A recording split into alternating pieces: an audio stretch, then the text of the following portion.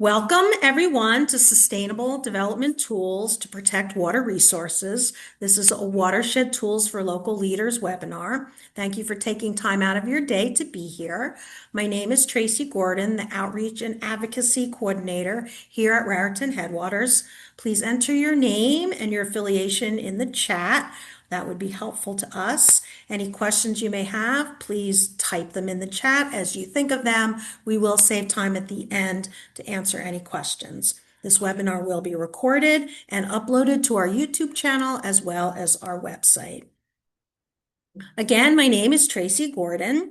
This is Raritan Headwaters Association. We are a 501c3 nonprofit conservation organization. For over 65 years, our mission has been to ensure clean, safe water for all. To realize our mission, we partner with citizens and local leaders to protect clean water and natural resources. We engage residents and decision makers in the protection of our watershed and beyond through science, education, land preservation, and advocacy. Raritan Headwaters is New Jersey's largest watershed. Throughout this beautiful region, countless pristine tributaries merge and flow into the north and the south branches of the Raritan River. Safeguarding these headwaters means clean, safe water for 300,000 residents in our watershed area and 1.5 million New Jerseyans that live downstream in our more urban areas that depend on the water that come from our rivers and our reservoirs. Some of the current work that our small but mighty staff are doing right now, our team of watershed scientists are conducting characterization studies in Bud Lake and Spruce Run Reservoir. A core group of volunteers are helping us to plant hundreds of trees along stream corridors. Our Nature Days enrichment program for youngsters is up and running this fall at Fairview Farm, as well as the farmers market at the Hunterton Land Trust in Flemington. Our fall well testing events are in full swing. We scheduled 9 of them, September through November. One of our most beloved family events at Fairview Farm, Lantern Walk, is coming up Sunday, November 9th.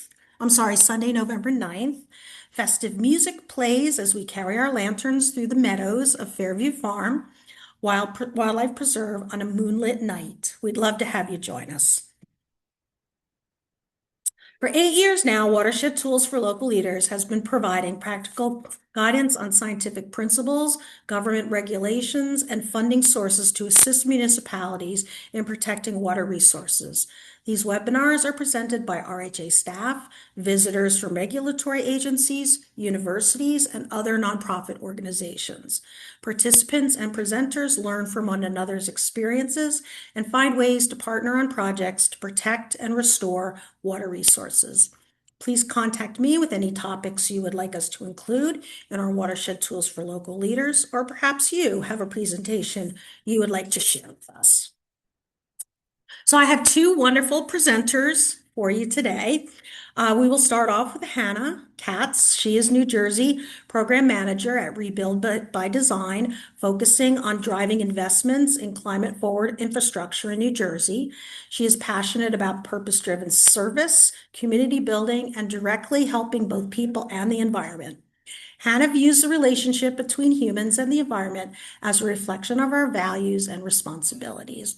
Her policy experience includes working in local and state legislative offices, where she crafted policy solutions aimed at addressing climate issues in New Jersey communities. And Tom is a lecturer teaching comprehensive planning, land use administration, and transportation planning to graduate students at the Edward J. Blaustein School of Planning and Public Policy at Rutgers, preparing students for professional practice of planning on local, regional, state, national, and international levels. He served 3 years as executive director of the Musconetcong Watershed Association. He also is an independent consultant providing communications, organizational leadership, planning, policy, and research expertise to philanthropic and nonprofit organizations interested in the future of urban and regional planning, resilience, and sustainability. So Hannah, I will stop sharing my screen, and it's all you, my friend. Thank you so much, Tracy. I really appreciate it. You. And I'm so excited to be here today and seeing some familiar names as well. Thank you all so much for coming and spending your lunch with us. My name's Hannah Katz, and I'm the New Jersey Program Manager at Rebuild by Design. And I'm super excited to be sharing with you some tools and resources that we have at Rebuild by Design to help you to assure your community's clean water. And let me Make it start bigger. the slideshow now. Is everyone able to see this? All right. Good. All right. So, so first of all, Rebuild by Design is a nonprofit organization helping states to adapt to climate disasters and adaptability challenges by working together with communities, stakeholders, and governments to design and implement safer and stronger infrastructure to withstand increasing climate events. We are currently gathering global and local expertise, regional leadership, and local vision to tackle many multidimensional problems, such as climate adaptation, which, as we all know, is a very intersectional, complicated issue. Tracy, is everything looking on your end? Just want to make sure. Can't hear you. Okay. Um, so the Rebuild by Design organization that I'm here with today started originally as a concept. It was an infrastructure design challenge to help communities build back in the aftermath of Hurricane Sandy. And as we know, Hurricane Sandy devastated our area and destroyed over 650,000 homes or more. That was just the estimated amount, and really exposed the link and connection between physical resilience and social resilience. That natural disasters are purely not an environmental challenge, and that climate change is going to be also an economic and social challenge for us as well. Hurricane Sandy and many others like it showed us that there is still this need in our state and in many other states as well to address our domestic defenses and physical and social impacts, and to evaluate our physical and social impacts um, that are happening from disasters. We really need to have a fund for resilient infrastructure to make communities safer and prepare them for flooding and storm damage and rising insurance costs. We also need to clearly help families move away from the risk by supporting state programs like Blue Acres and Green Acres. And we really have to be ready for the long and short-term impacts of extreme weather that are known to us, but also the unknown capacity and the potential that future weather events have to damage us.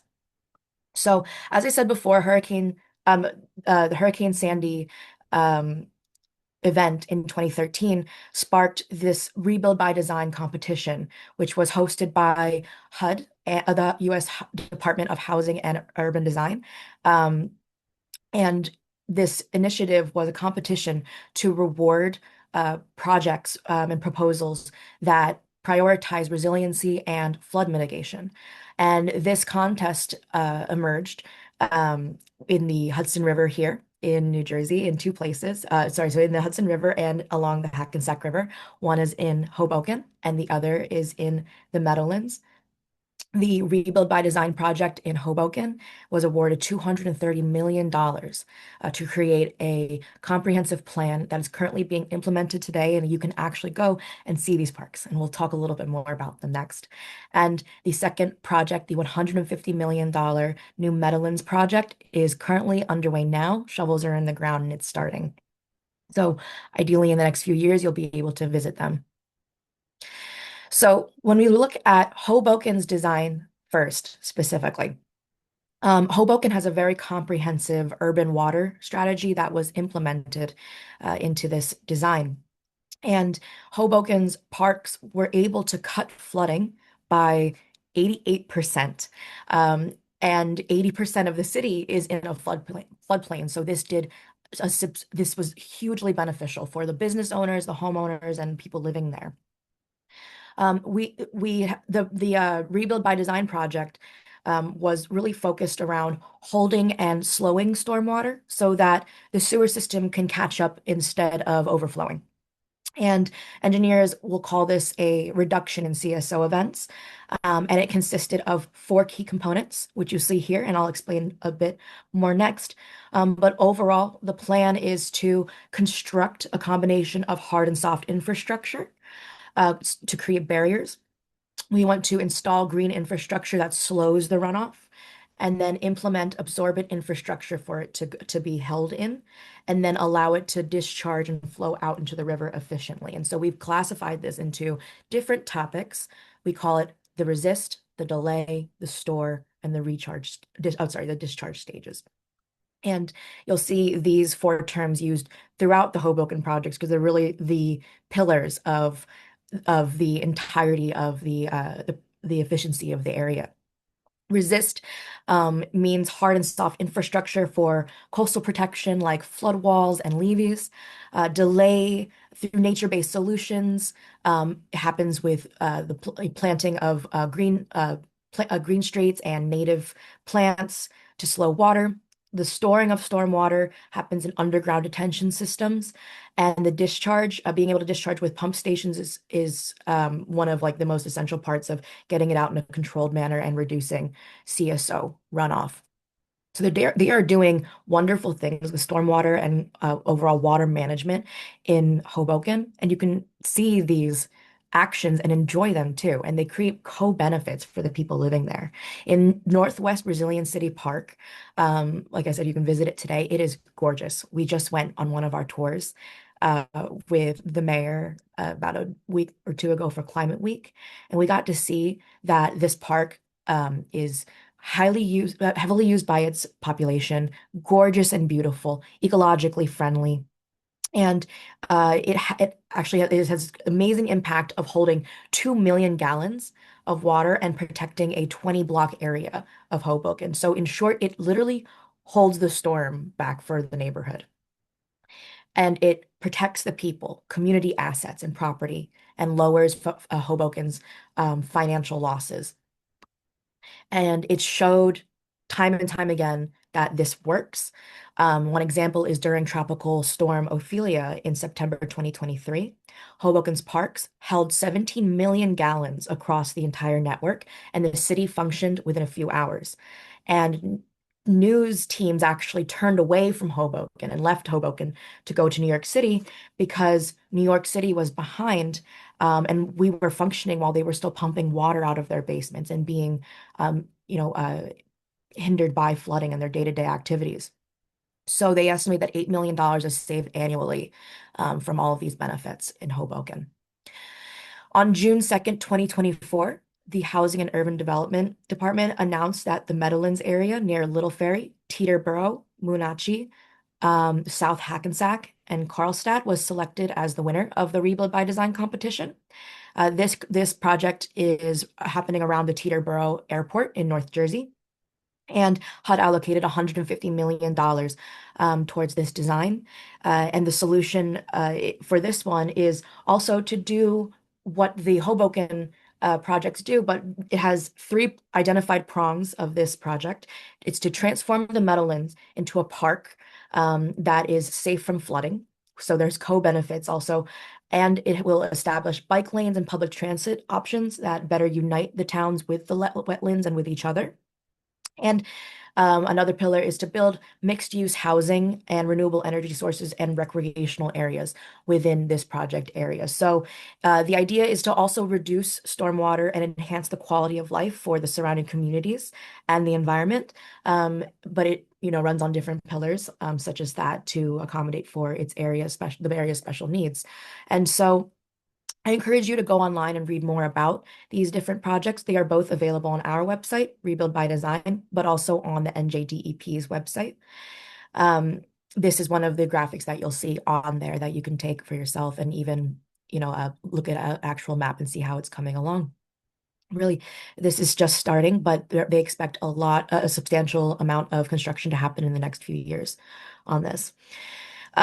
The NJDEP's Bureau of Flood Engineering and Climate Resilience Design created a feasibility study recently, an environmental impact statement for the Meadowlands project, and they are currently doing the work. I mean, you can see there's actually quite a few news articles about it right now. they're doing the work needed to really fully evaluate the scope of the project and its impacts and its benefits with using hydraulic modeling. Um, and now I'm going to go to the main part of why we're all here today. We have a number of tools and resources um, available for the public to use on Rebuild by Design's website. And the projects I've mentioned so far and those like it help us to reduce our risk and improve our quality of life. They help us to avoid physical damages, public health impacts, and supply chain disruption, and provide so many co-benefits. And they offer us more local control over our funding decisions and expand our opportunities.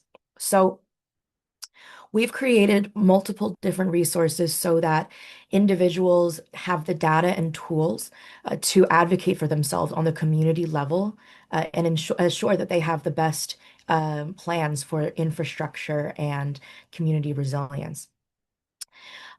We would like individuals like yourselves, we encourage you to check these out on our website. I'm also going to go through them and tell you how you can use them and what they are.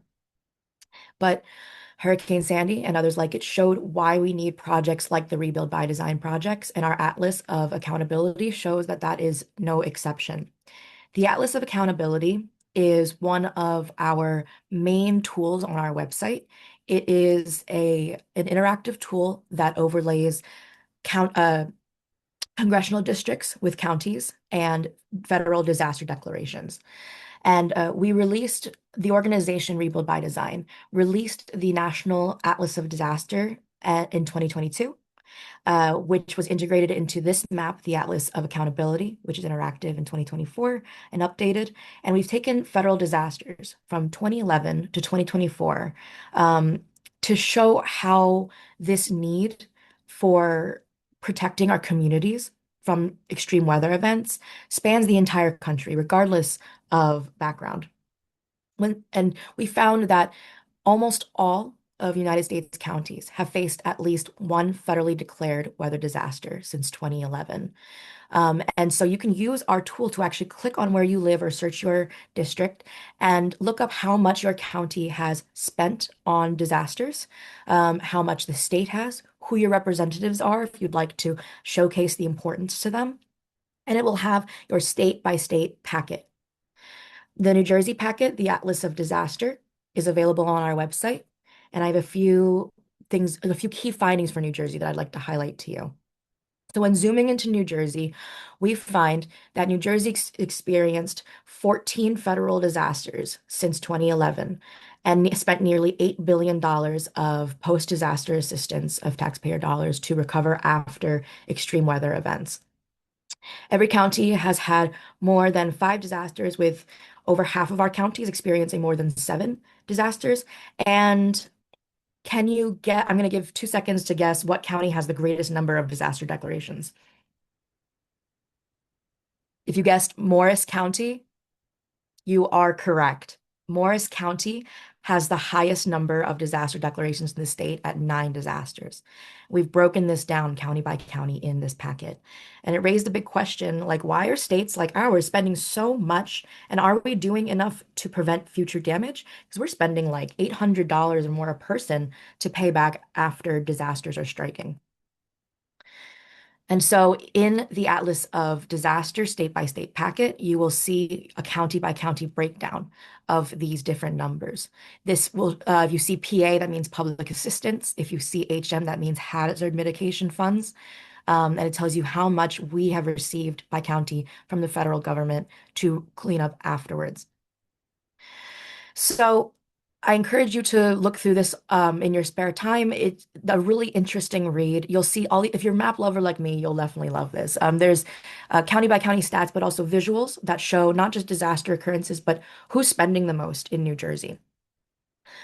Who's the most socially vulnerable? And that includes people maybe who are of lower income, who cannot help themselves or maybe don't have the resources to help themselves in a disaster, or maybe those who don't have reliable energy, or people are individuals who have greater concern and risk during disasters.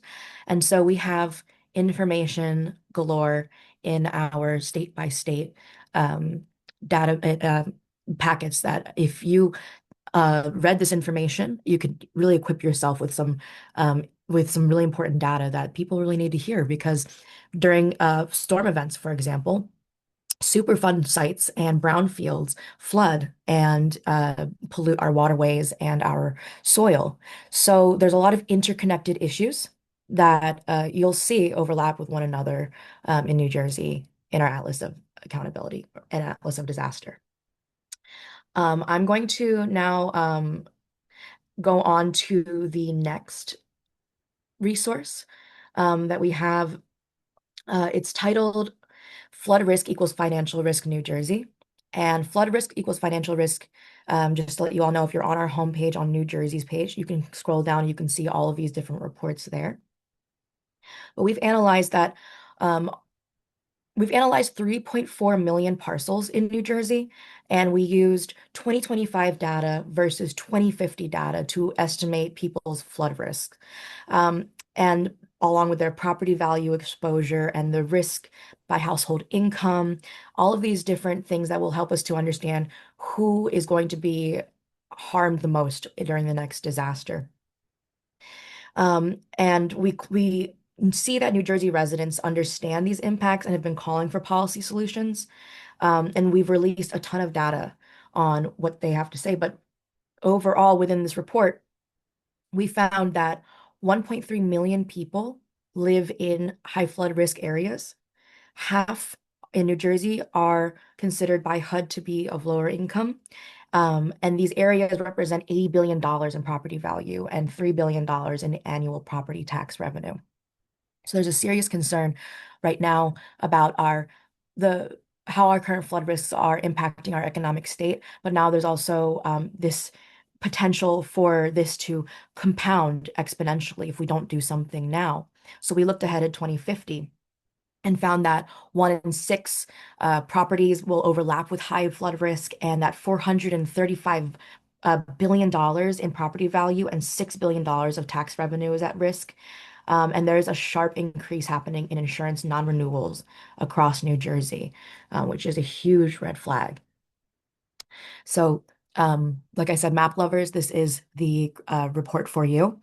You'll be able to see that we've actually broken down the risk groups into what we call crisis, emigrating, destination, and stable. Now, stable is good. We're not necessarily looking at stable as a risk group. We're actually looking at crisis through destination as primary and secondary risk groups because those are the folks that are going to have to move or maybe don't have the resources to move when a disaster strikes or will receive the brunt of damages from a disaster. Whereas people who are stable will probably be able to have the resources or situation to be able to stay in the same place. So when looking at this, I'm going to encourage you to go online to go further because I going through every single county is going to take a while. But as you can see, Essex, Atlantic, Union, Bergen, and Ocean County have a great number of people living in a crisis population, meaning that there is a huge number of people in these heavily populated places that are going to struggle during the next storm. And we also measure on our report the percentage of parcels at risk for high flooding from 2024 and now. I'm sorry, now and 2050. And tax exposure and property value risk from 2024 to 2050. If you go on the website, you'll be able to toggle this and see where your county is as well. And you'll also be able to see where your county is with insurance non-renewal rates. So for counties like Cape May, for example, they are really struggling right now with keeping young people living there. A lot of young people are moving out. Insurance non-renewal rates are going up, flooding is getting worse, and if something isn't done soon, the costs are going to just continuously compile. So the question now is, what are we going to do about it? What can we do about it?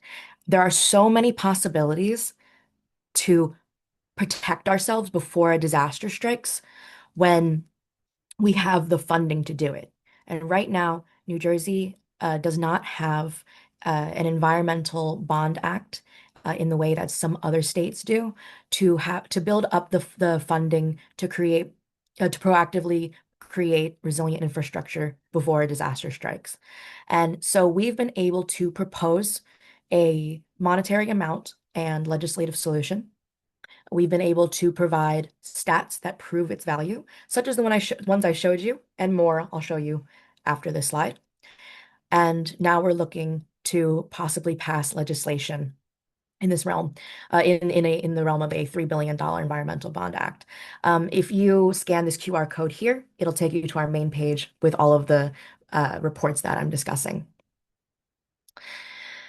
In New York State, they've already done it. They have passed in 2022 the $4.2 billion Clean Water, Clean Air and Green Jobs Environmental Bond Act. And we're seeing those projects in action today, making jobs and uh, making benefits for people in terms of flood risks and general risk reduction. And other communities are voting for adaptation funding in a majority as well in a similar manner, such as California recently did it, Rhode Island did it, even Florida had a bond in 2020. And we think it's New Jersey's time to do it because we were able to show the feasibility of it in New Jersey and that people in New Jersey like it as well. If we were to do a $3 billion resilient infrastructure fund, we had to figure out what assumptions we can make first to properly evaluate its feasibility. So we made assumptions using with our partners, with our consultants. We worked together to evaluate three categories that a fund could be broken down into and create jobs within. And that would be those three categories that you see in front of you: flood risk reduction and restoration, water infrastructure, and climate resilience, which includes wildfire mitigation. Now, within these different blocks here, there are different programs that exist already that can be supported by a fund theoretically, such as the Blue Acres program, the Green Acres program, municipal stormwater infrastructure programs, New Jersey's Wildfire Smart program and community forestry program, building decarbonization, energy efficiency. It can be applied to all of these things because they all have a role in resilience. And so we did a poll and we surveyed New Jersey voters to ask if they would approve of this action. So we first asked them about how do they feel about the current condition of our climate in New Jersey.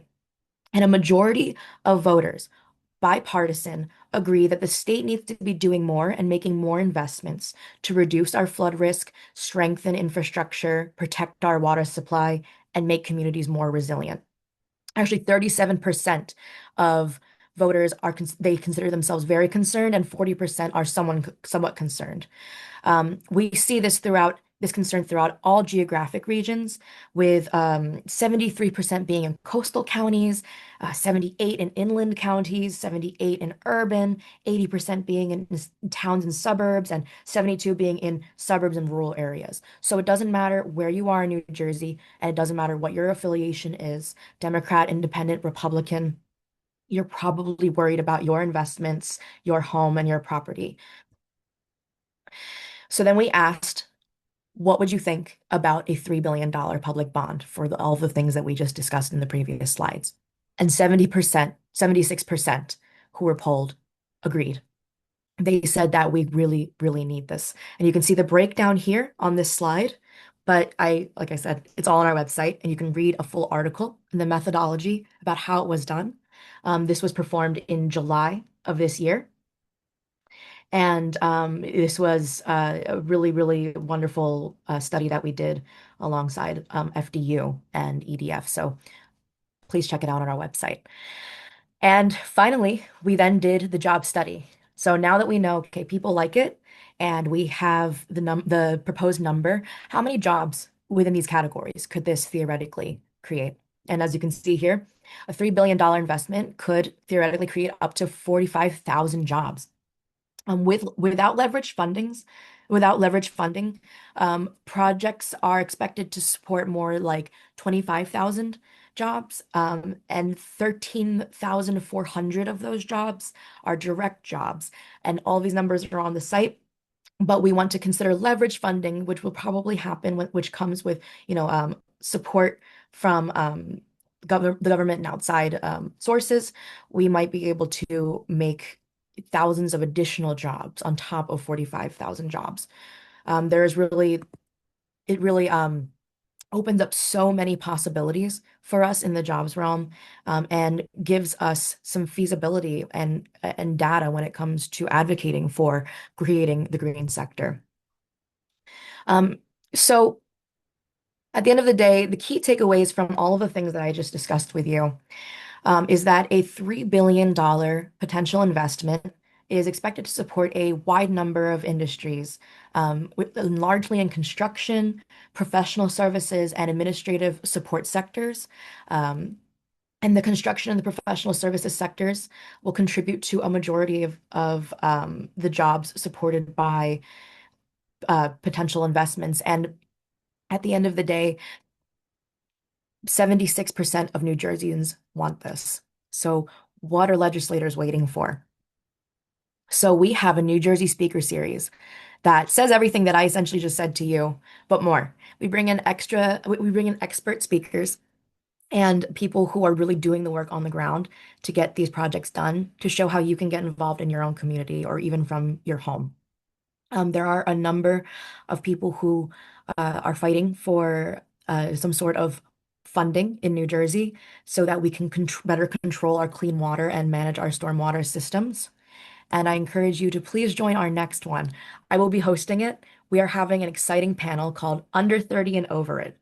There are some really notable climate leaders in New Jersey that are rising and making waves, and we want to showcase their ideas, their methods. We're going to ask some funny questions, and we're going to keep you entertained during your evening hours. So if you come, 7 o'clock and it's your dinner time, please feel free to eat while you're tuned in with us, and feel free to ask questions or anything else. And this is the QR code for it. With that, that is the end of my spiel about Rebuild by Design. I would love to open the floor to any questions about the Rebuild by Design project or proposal or data or anything else. Or if you'd like to do questions afterwards, Tracy, however is best for you. Yeah, I think we can hold questions till the end. I didn't see any pop up in the chat. So that was a lot of information, Hannah. You might have overwhelmed them. I do encourage you to look at their website. It's pretty fascinating. I look at it every now and then. Thank you, Hannah. That was wonderful. Thank you so much. I'm going to drop the link into the chat. I really hope that anyone Yes, here, please do. just Thank that if you. you're even if you're just curious, check out your location and see what your county's relationship is to either extreme weather events. Perfect. All right, Tom. You want to share your screen?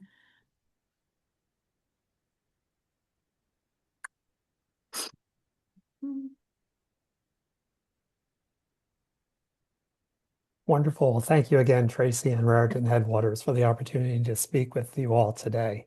And a special thank you to Hannah. Uh, I'll talk a bit about some of my connection to RBD, but I'm just utterly amazed and thrilled at the work that you all have been doing on this effort. And New Jersey owes you all a debt of gratitude. Thank you again. I'd like to speak today a bit about opportunities for sustainable development tools to protect water resources. And I've titled it Planning Matters, because planning does matter. But these are also planning matters that you should be considering.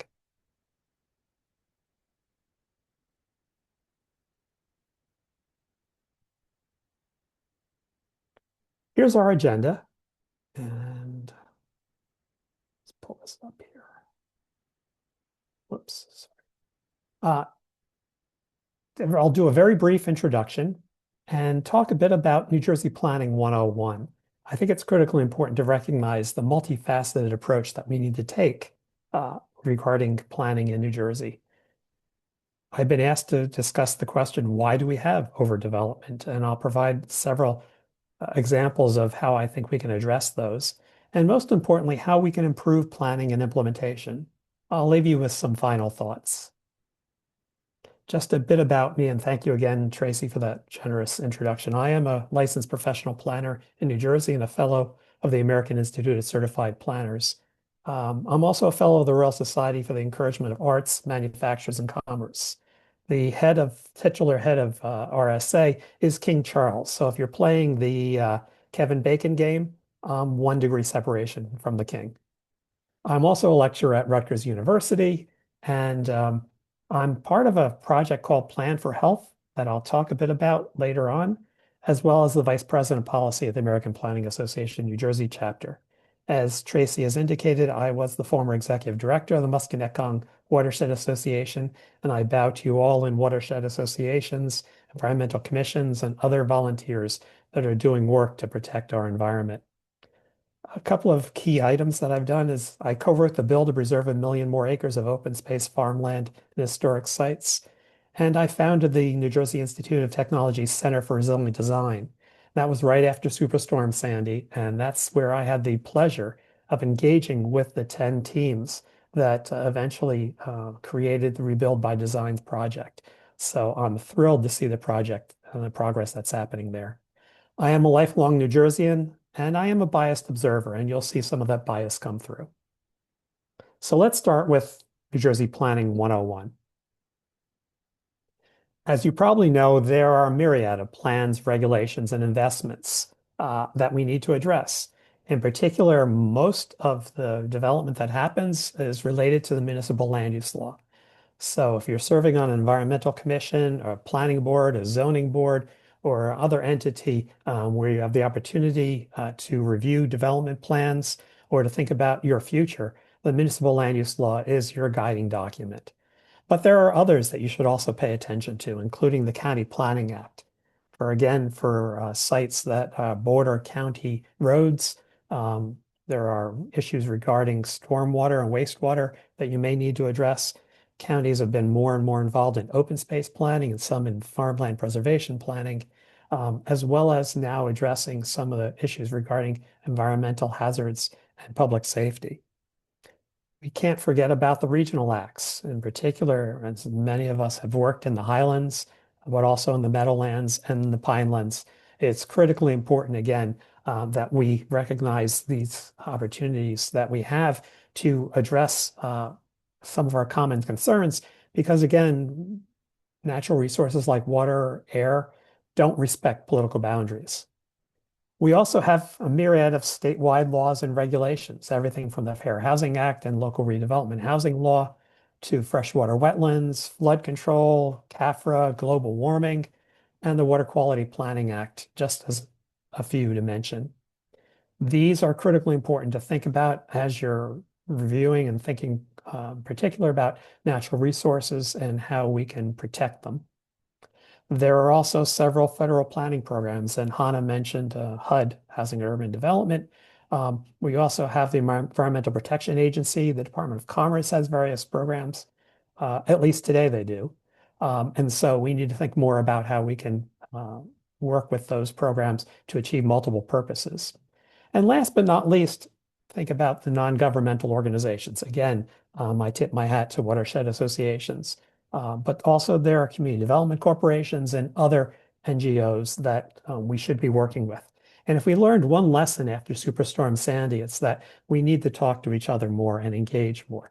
We had silos where planning boards didn't talk to emergency management, and we saw some of the critical impacts of that.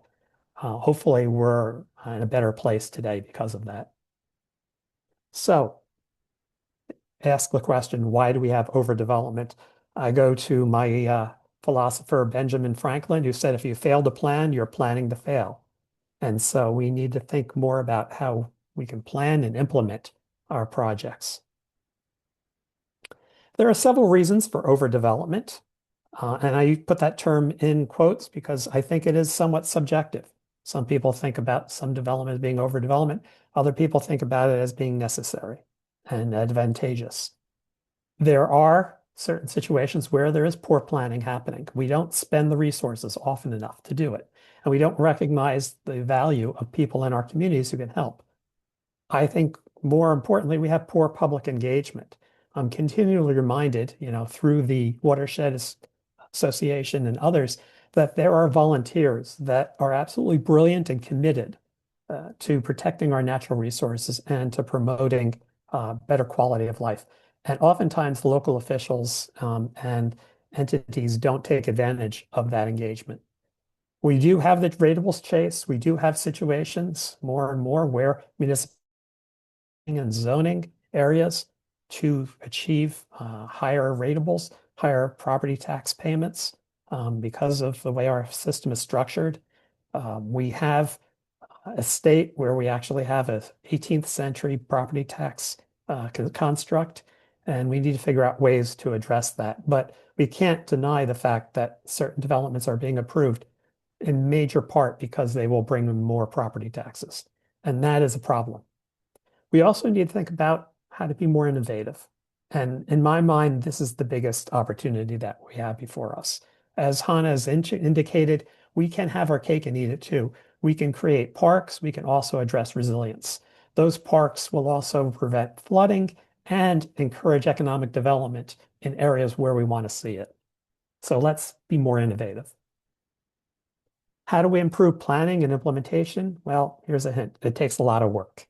And I will be presenting a lot of information to you. I don't expect you to absorb all of it. I will leave this presentation with Raritan Headwaters. There are certain links within there that you can click on and find more information. And I do encourage everyone to have at least one takeaway after we're done. So how do we improve planning and implementation?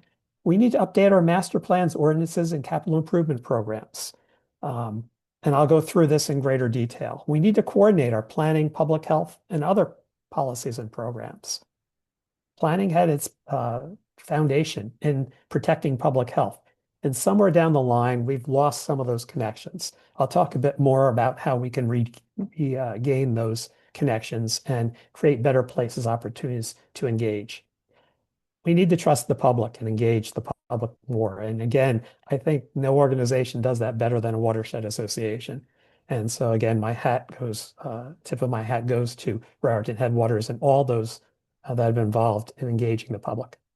But also we need to hold government accountable, and we need to hold ourselves accountable. We need to measure what we're doing, and we need to tell the public when we're achieving or succeeding and when we need to work harder. And I'll talk a bit more about how RHA and others are doing that and why we need to continue to do that.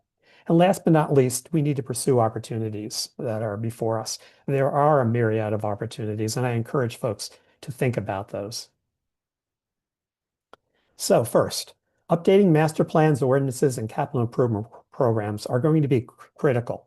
And we start first with the municipal land use law and think again about what are the mandatory contents of a master plan.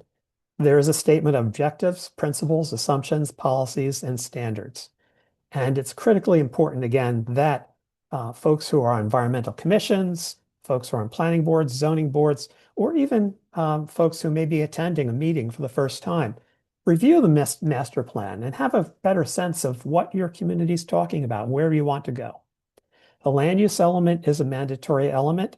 And because of the Fair Housing Act and the local redevelopment law, housing elements are also mandatory. And we're seeing now more and more environmental commissions and others being more involved in the review and the preparation of fair share plans. And I encourage that. We also need to look at something that's fairly recent. The legislature has recently approved an assessment that's required when a land use element is updated. They're called the Climate Change Related Hazard Vulnerability Assessment. And if you'd like to know more information about this, if you click on this MLUL link, you can find out more about that portion of the master plan. The MLUL also includes various optional elements. I would argue, though, that many of them are critical. The fact that they are optional is legislatively statute, but it's more important, again, that you think a bit about what's the data and the information. So I've listed several those here, including circulation, how we move around, utility service. Do we really know the capacity of our town for potable water and for wastewater services? How about community facilities? Do we have the parks and the libraries, the public buildings that we need? And if we're planning new ones, how can that be incorporated into a whole community approach? Recreation and conservation, you folks probably know much more about, but it still reminds us how important those elements are to a master plan. The economic element is also key because we understand, again, that we need to recognize the opportunities for beneficial economic development and encouraging those that are consistent with environmental sustainability and resilience. Recycling, farmland preservation, historic preservation, development transfer, green buildings and environmental sustainability, and public access. Again, each of these are listed as optional in municipal land use law, but I would encourage you to think more about how those elements can be incorporated into an updated master plan to ensure that we protect our natural and environmental resources. Here's the thing. State law requires master plans to be reexamined at least once every 10 years. However, zoning ordinances and capital improvement plans have no such requirement, and they're often dormant for years, if not decades. We have laws on the books and ordinances on the books that go back a century. Whether horses should be on roads, whether women should be carried off their carriage. These ordinances deserve to be reexamined the same way we examine master plans. And I would encourage you, the next time you go to a public meeting, to ask your municipality, when was the last time they updated their zoning ordinances? Updating zoning ordinances can be time-consuming and expensive. I understand that. However, with technology in particular, we've been able to reduce the cost and to make that much more efficient. And having consistent master plans, zoning ordinances, and capital improvement programs can reduce the need for variance applications and for lawsuits. So there's an economic argument to being up to date. I often say that whether it's on the state level for the state plan or a local level local master plan, that's the strategic plan for your community or your state. And because we're taxpayers, we are stockholders in our corporations, of nonprofit corporations of our municipality and of our state. Who owns stock in a private corporation that doesn't have an up-to-date strategic plan and for an opportunity to actually implement that? So folks say we need to run government more like business. Well, let's start with our master plans and update them, and then have ordinances that actually can effectuate them, and a capital improvement program, which is really your investment strategy. Where are you going to be spending money? On road resurfacing, on planting trees, on sidewalks? These things matter. And CIPs are infrequently used, but they are a critical tool to ensure these investments are consistent with community goals. Updating master plans, ordinances, and capital improvement programs can be really enhanced using environmental resource inventories or natural resource inventories. I'm sure all of you know about ERIs and NRIs, but you need to spread the faith. We need to remind local officials why ERIs and NRIs are so important. It's important to start with our environmental resources before we start thinking about development options. Most master plans, and I bet all zoning ordinances, were developed before we actually did an analysis of what's on the ground and under the ground. We need to understand in particular those resources and to value them the same way that we value other things. And I'll go through in particular detail. We need to understand the terms vacant land and open space, because oftentimes they're used interchangeably, but they shouldn't be. There are legal constructs to each of these, and it's critically important. I provided for you here the link for the ANJEC resource paper on environmental resource inventories, and I encourage folks who have not yet reviewed them to do that. ANJEC put together this wonderful brochure, and I won't go through all the details, but again reminds us ERIs provide baseline documentation to measure and evaluate resource protection. It's critically important that we think a bit about these different opportunities to use this data. And now with technology, with mapping, in particular with geographic information systems, almost anybody can access environmental data and can present that. So I encourage you to think about how to share that information with others. As I said, we need to start with environmental resources before deciding development options. Most master plans, ordinances, and capital improvement programs are grounded in understanding that all lands could be developed. I think we need to rethink that equation. We need to evaluate and to value our natural resources, our parks, our water, our land, our air, the same way that we value and need roads, sewer, water, and other infrastructure. So I challenge you to think about these natural resources as critical infrastructure, the same way we view roads, sewer, water, power as critical infrastructure. Natural resource characteristics and environmentally significant features of an area are often considered after zones were established for residential or commercial development. But one major benefit of ERIs or NRIs is to consider where these resources need to be protected to ensure the public health, safety, and welfare of a community, as well as its environmental, economic, and social well-being. And here's a graphic that NGEX put together that reminds us we can start layering this information and actually providing better decisions because of it. So let's look at the term vacant land, because it's being used not only in our plans, but also in our ordinances and our capital improvement programs, and in the way we think a bit about the land that's there. Local plans and ordinances often label land vacant, but what does that really mean? So here's the definition from New Jersey Administrative Code. Vacant land means land itself above and underwater in its original, indestructible, and mobile state. Vacant land is idle land, not actively used for agriculture or other purposes, unused acreage, and is land in an approved subdivision actively on the market for sale or being held for sale. So when you see vacant land as a term and on a zoning map, is this the intent for your community? Do you really think that all of that land should be for future development? If not, I encourage you to be part of the conversation. Next, let's look at the issue of open space, because many people use the term open space. When they see land that's not been developed, they consider that open space. But there's a very specific legal connotation to that term. Local plans and ordinances are often labeled land as open space. But what does it mean? So according to the municipal land use law, open space means any parcel or area of land or water essentially unimproved and set aside, dedicated, designated, or reserved for public or private use or enjoyment, or for the use and enjoyment of owners and occupants of land adjoining or neighboring such open space, provided that such areas may be improved only with those buildings, structures, streets, and off-street parking, and other improvements that are designed to be incidental to the natural openness of the land. So look at your master plan, look at your zoning ordinances, look at your capital improvement programs. Are we using the term open space? Clearly. Are we saying what we mean? Are lands designated as open space, or do we call them open space if they're not preserved and they're not designated to be preserved?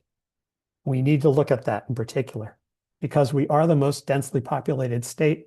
New Jersey will reach full build out in many of our lifetimes, and so we need to address that now.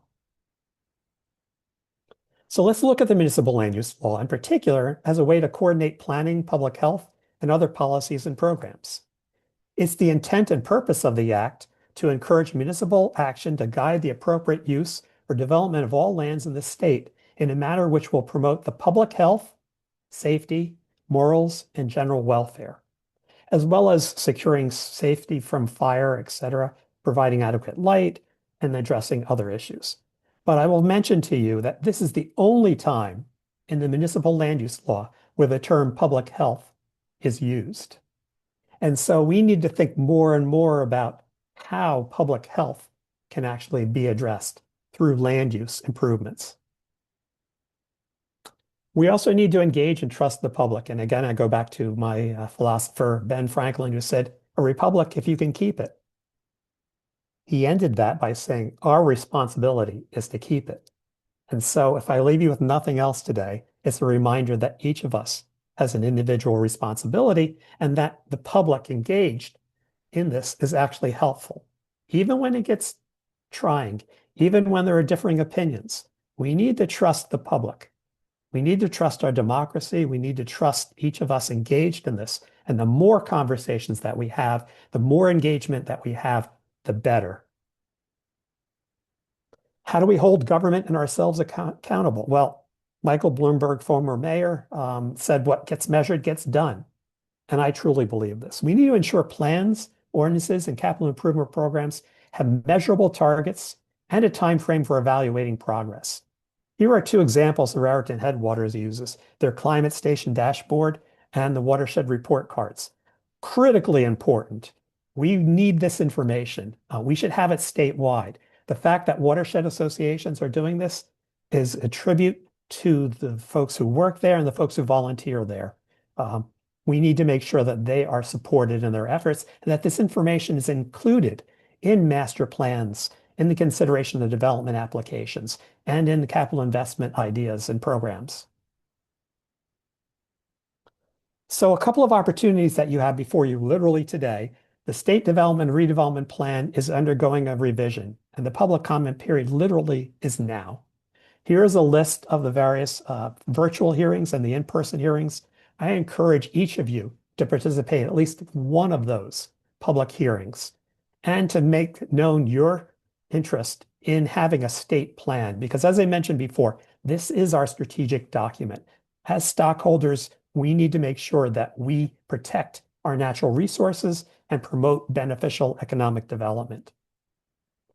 There are map amendments that will have to happen. They're not happening during this process. They will happen after the plan is adopted. So those of you that are environmental commissions or work in municipalities or are on planning boards or zoning boards, if you have an up-to-date environmental resource inventory or natural resource inventory, you are ahead of the game. You should be sharing that information with your municipality and your county and the State Planning Commission. And if you find that there are areas in the state plan that are not designated as environmental or critical resource areas, you should encourage the municipality and the county to ask the State Planning Commission to designate that. You also have the opportunity as an individual to present that information to the State Planning Commission. Why should we do all that? Well, because state agencies will be using the state plan, and they have been using the state plan. State agencies in particular don't always coordinate their efforts with each other. And so it's critically important that they be part of this process. We have a state plan in large part, and this is a very specific situation that happened in the mid-1980s, when in one community, the municipality itself zoned land for commercial development, again, because it was a rateable. The county wanted a resource recovery plant to remove garbage. The sites on that area bordered and actually were adjacent to a major state highway that was planned for 6 lanes and cloverleafs. New Jersey Transit had a train line going through, and they wanted to enhance the service there. Folks who supported farmland preservation recognized the farmland around there were good quality soils and should be preserved. Affordable housing advocates approached the Department of Community Affairs and said, we should be building more affordable housing here. And none of those folks talk to each other. And so that's one of the central reasons to have a state plan. But there are also watershed plans, and some of you may have been part of some of these, either watershed management plans or watershed improvement plans. They can help address challenges and opportunities that cross municipal boundaries, talking about stormwater pollution and other challenges we go through. But I'd also like you to think a bit about the importance and opportunities of vision plans. They can capture imaginations and build support. And here is a vision plan that I helped put together when I was at the Musconetcong Watershed Association. It is Resilient Musconetcong 2050, a comprehensive plan for the Musconetcong watershed. It is a web-based and a story map applied plan that actually you can use data and information using mapping and other to identify what are our goals, strategies, and tactics. And there are 5 goals that were identified: protect the river, having clean, abundant water, protecting land and water, thriving communities, and plan for resilience. And if you click on the link there, you can actually, or go to musconetcong.org, you can actually see the Resilient Musconetcong 2050 plan. I encourage all watershed associations to have vision plans because, again, I think it's critically important. We engage the public as well as various agencies, the private sector, and technical committees to help us put that together. We actually have a plan that's not only in English, but also in Spanish. And we've tried to reach out to underrepresented communities to engage them in the conversation. And I encourage you to do that also. One other idea and opportunity is a project that I'm involved with right now called Plan for Health New Jersey. It is a project of the American Planning Association New Jersey chapter and is funded by the Robert Wood Johnson Foundation. The central idea is to incorporate public health into master plans, ordinances, and capital improvement programs. Most importantly, for your information, is that in 2026, there will be funding for towns to update their plans, ordinances, and CIPs to improve public health. So if you are interested in this, if you believe that public health should play a central role in land use planning, if you think in particular that housing, mobility, access to healthcare, access to healthy foods and agriculture, and that public policies are important, I encourage you to go to njplanning.org, the American Planning Association New Jersey plan site, and follow up on Plan for Health New Jersey. So, final thoughts and takeaways. It's important to understand the planning process, and I thank you for your indulgence in me going through this. When I teach students, I often do it in a 14-week semester class in comprehensive planning. So I gave you what they hear in 14 weeks. And I appreciate your consideration. We also need to engage local officials and our neighbors. We need to make sure that everybody's in the game. We need you. We also need to accept victories, even the smallest ones. If there's a situation where maybe a community updates their master plan, that's a victory. There may be a situation where you have a development application, and maybe by participating, you've actually helped protect some of our natural resources in that development review. But most importantly, stay in the game. We need you to be part of the process. We need everybody to be involved. And so I thank you very much. If you'd like more information from me, feel free to take a picture of the QR code that has my full contact information, or send me an email. I'm more than happy to talk with you further. And I thank again Raritan Headwaters for the opportunity to have this presentation. No, thank you, Tom. That was fantastic. And Hannah, I say Hannah, but I think it's Hannah, It's right? okay. My Jewish grandmother for my whole life called me Hannah. So I get used to Sorry. it, tomato, I but know. I'll We respond to have that. A Mara here, and some call her Mara. And I asked her one day, and she said, "No, it's Mara. I'm from Brooklyn. It's Mara." Yeah, I mean, one time I was on a working group with a Hannah, or so me, Hannah, then a Hannah, an Anna, and an Anna. Oh my So it'll goodness. never get worse than Oh that. my goodness. Okay, well, I did have a couple of questions pop up in the chat. So Bernadette Koenig wanted to know, are ERIs our best defense against builders' remedy in environmentally sensitive areas? I would say it Kind of certainly answer. should be your first defense. Yeah. It provides you the opportunity, again, using real data, using real science. And again, municipalities may or may not have all the resources to do that, but that's where, watershed associations and others come in to do that. I am convinced, again, having seen it work in so many times. Let's just use one very specific example. The Mount Laurel 2 decision that was decided by the New Jersey Supreme Court, unanimous decision written by Chief Justice Willents, used the State Development Guide Plan, a document that was put together by staff in state government, a map that was put together using Mylar and Sharpie pens Huh. to decide where affordable housing should be, going through that. The decision also included two statements. One said there's no excuse for poor planning and environmental degradation. The other said that there's a need for a new state plan. And so if the New Jersey Supreme Court is willing to use a map using Sharpie pens, I have to believe that environmental resource inventories that are put together by experts are going to have a huge impact in judicial decision making. Yeah. Robert Becker, he was saying that they completed, this is Reddington Township, completed their CCRHVA. Do you know what that is? Yes, the And climate change, updated yes. their master plan. If done correctly, many of the issues discussed during this webinar will be identified. How many municipalities have completed this in your experience? A handful. Just a handful. A handful. Now, to be fair, the legislation was just adopted a year or two ago, and it takes time to go through. And the legislation requires that towns do that when they update their master plan. And so if a town updated its master plan the day before this legislation was adopted, they may wait up to 10 years before they update their land use element and may not get to it. But I wholly agree with that comment. Um, it is a critically important component of the land use element, and the land use element is a critical component of the master plan. And so you can capture a lot of different challenges by doing that assessment. So can you tell me what CCRHVA stands for?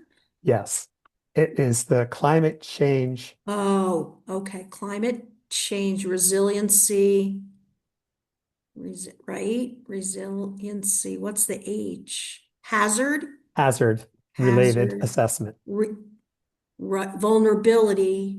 Related assessment, yes. Okay. We should That's a have done a long better job of, acronym. yes. Yeah, that's why we use the initials. And even the initials don't do justice to it. Yeah, that's really important. Like that should everybody should be doing those because we're all, well, we just listened to Hannah and we're all at risk, especially Morris County where I live, apparently. Yeah, yeah, for sure. Hey, would you mind if No. I go back to the previous question, and answer something? Someone had asked previously, what's the best line of defense? Mm-hmm. Or is an ERI the best line of defense? And I also wanted to just add on that our first line of defense really are the people we vote in to help spearhead these initiatives, like politicians that care about the environment, community residents that speak up and are active. And so really the first line of defense is you and all of the people who are on here listening to us. Then the ERI comes to supplement that. And without one, it makes it significantly harder, like Tom was saying. So first of all, spreading the word, the good word about what an ERI is, it would be really, really helpful. Now that you all are hearing about this. Sorry, going back to that one. So do you think that if we didn't have any of these things in place, say, that New Jersey would just be one big paved over parking lot? I thought From it, the effort, Tom. Well, I think there are certain places where you just can't develop. It's economically infeasible, or physically, geologically unfeasible, et cetera. right, Start right. thinking about that. Yeah. But we've also seen situations where development has happened that we wonder. And again, Han has identified this, in Mhm. particular, the Little Ferry areas that are going through in the Meadowlands, going through that. We made our first mistake, when we decided, I use the royal we, when whoever decided to make several areas in the Meadowlands a garbage dump and going through that. And then the thought was, well, if we clean it up, maybe we can redevelop some of those properties. Or, here's barren land. We also had a situation where, and again, I fully understand the thinking process on this. I just think we're a little more evolved than we were back then. You could just pave over wetlands and then build on it going through it. Mhm. You know, Mhm. we could, and again, with all due respect, and I mean that respect to the greatest generation, World War II folks, fought wars and guaranteed our freedom on this. Um, they came in with an idea that we could engineer our solutions going through that using Mhm. hard infrastructure. Mhm. And so a lot of the flooding that we have right now is because of those hard infrastructure decisions that were made. Um, just the same way as a lot of the development applications that are coming in now are because of zoning decisions were made in the 50s and the 60s going through that. Back in the 1950s, if you owned a home, a single family home with a picket fence on a tenth of an acre, you were king going through that. Then somehow we got to, it had to be half an acre or 2 acres going through that. Mhm. And sprawl continued to happen going through that. We also believed that you could put in roads and sewer and water and pave over these areas without thinking about the challenges. We could bulkhead our shore out in the coastal areas Mhm. going through Mhm. that and build more development. And we saw what happens when Mother Nature reacts to some of those situations going through that. So we need to think more and more, I think, about how to live with water, which is one of the big ideas that came out of Rebuild by Design, because we learned those lessons from New Orleans and other places that were a decade before us, and yet we couldn't turn quickly on a dime. Mhm. And so it's going to take time to rectify these situations. There's a whole discussion now about how we're going to actually address some of the flooding challenges in the Meadowlands. Um, if you review the science that's going through, a majority of the Meadowlands will be hugely affected by climate change over the next 50 to 100 years. And how are we going to address all that? It is a challenge, and I really appreciate, Hannah, that you reminded us that we are the first line of defense. Yes, individuals working together and people who volunteer to serve members of planning boards, zoning boards, or elected officials. Uh, but they shouldn't be asked to do things alone, and they shouldn't feel the sole responsibility to do alone. We all have a responsibility in this. Right. And now that we have the data and the technology to properly analyze the feasibility for these things, we can do it. Maybe back, you were talking about the history of our infrastructure, which is a Mhm. huge part of understanding why things are the way they are today. Um, and back then, conditions were obviously different. Today, we have the ability, we just haven't done it before. And so, the more we talk about it optimistically, the more we educate people and do outreach, and the more that folks like you come to events like this and speak out, it does make a difference for sure. Absolutely. I like I might have you come speak more to the history of like how did we get to where we are today? Because I mean, especially for younger generations that they don't know. They weren't there, and just to have a better understanding of that. And pe people didn't know then. They didn't know what was going to happen based on how they were building things then, right? We know, but like Hannah said, we do know now. We do know now. We Yeah. can make And better choices and better decisions and plan exactly. So better. My you hear, favorite, uh, my oh, favorite sorry. philosopher, Yogi Berra, said, "You can see a lot by looking." And I think it's really important that we have folks who are looking, going through that. Mhm. But I also say, and I say this to my students, I am fully prepared for my son to say to me what I said to my father. My father, God bless him, fought in World War II, greatest generation, lived out in the suburbs, was driving at 90. Dad, what were you thinking? And so I remind my students that we need to play a role, and that's why I've got faith in our younger generations. And I'm thrilled that Han is bringing together folks, the under 30 crowd. They need to be involved in this because they're going to be paying, for all the debt that we've piled on, for all these investments that we've made sort of going through.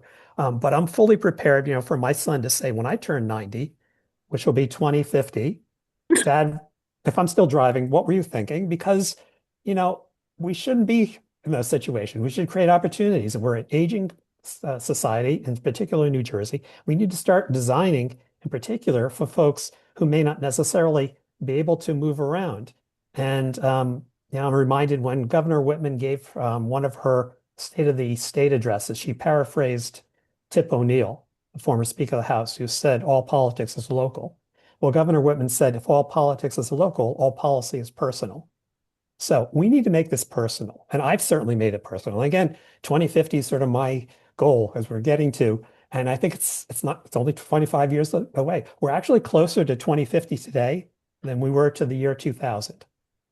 And we That's need to think crazy. about that. That's crazy Um, to think about, right? So, this upcoming conversation that I'm going to have is called under 30 and over it, but I hope that people of other ages come to share this kind of I'm wisdom. coming. Yes, please. Yes, please. One of one of our allies, Nick Angerone, reshared the event and said we should have one called 50 and up and done with this.